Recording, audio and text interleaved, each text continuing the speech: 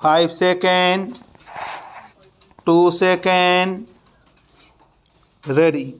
Sir, this is a bill which naturally commends itself for acceptance by all right thinking men. The principle of recall is one of the fundamental principles of unfettered democracy, and it has been explained by facts and figures by the honorable mover of this bill that this principle should be incorporated in the constitution of our country. He has not expressed any hurry. So he has said that he is prepared to accept the verdict of the people and this bill be circulated for eliciting public opinion. As far as public opinion is concerned, we know that it is predominantly in favor of such an article being incorporated in our constitution because the public think that they are the masters of the land.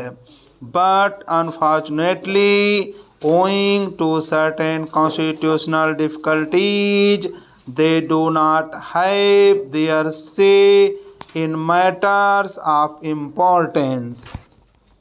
Sir, our constitution naturally is not the final word in constitution thinking or constitution making.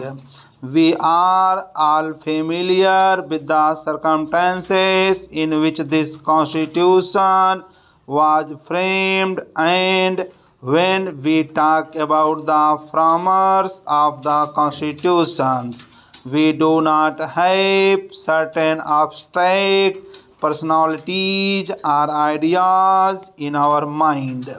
We had a definite set of circumstances and a definite set of individuals who took upon themselves the framing of what is called the Indian Constitution today. In the course of 5 years of the working of this constitution, it has been found necessary, maybe for different reasons, that this constitution had to be amended and changed. From the press, it appears that even the government of India now is thinking of amending Article 31.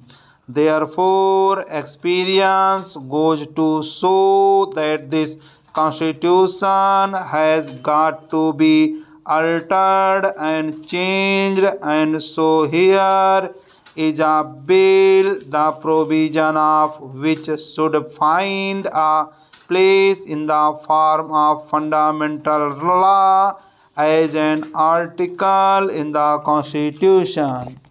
Sir, we have heard the speech made from the Congress party. I can understand their anxiety when we bring up this measure, because if the provision for recall had been there in the constitution, the Congress benches would have been denuded of many honorable gentlemen who sit there today. The treasury benches would have been by now emptied if the provision of this article was there. We know all these things, and it is quite understandable why these gentlemen, the great gentlemen who go by the Preventive Detention Act, are opposing this measure. Now, sir, we are not making it a party issue. We are prepared to be recalled by the people.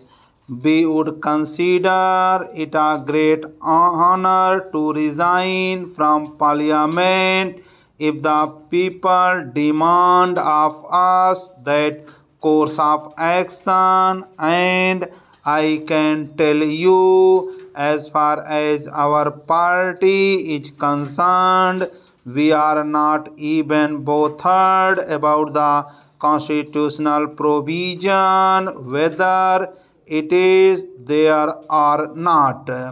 If, for instance, the people of Calcutta, the majority of the people of Calcutta were to demand my resignation from this Rajya Sabha, I shall certainly bow my heed to their will and resign from here, whether there is a provision in the constitution or not. Similarly, I can tell you of the members of the other house that they will resign their seats if their constituents who returned them in the elections demanded their resignation. Recall, as far as we are concerned, is an article of faith.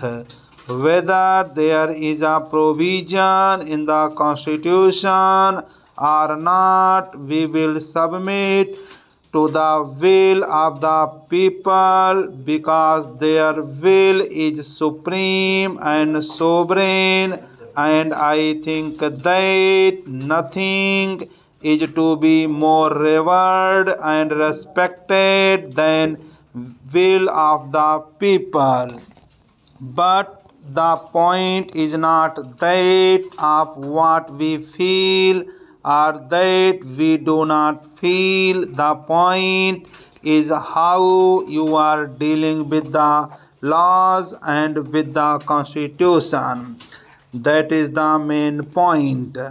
The American Constitution required a certain number of amendments, and the Bill of Rights there came by way of amendments.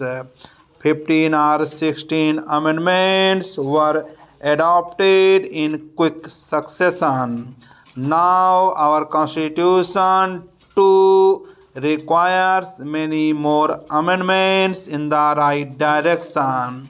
This is one of the amendments that have been proposed. Now look at this parliament. I am dealing with parliament at the moment, not with the state legislatures. Look at this parliament and appraise its representative character. The gentlemen who sit there are honorable gentlemen, but they cannot claim that they have been returned to this position of authority with the majority votes in the country. In the last general elections, they got only 44% of the votes, but the opposition parties between them got 56% of the votes, but the reflection of those votes is by no means here in this house or in the other house. They have monopolized those seats. That is how those people sit there with so few votes, and we come to have a few seats here. As I was saying, the main argument of the protagonists of this proposal was that there is a provision to this effect in the Soviet Constitution.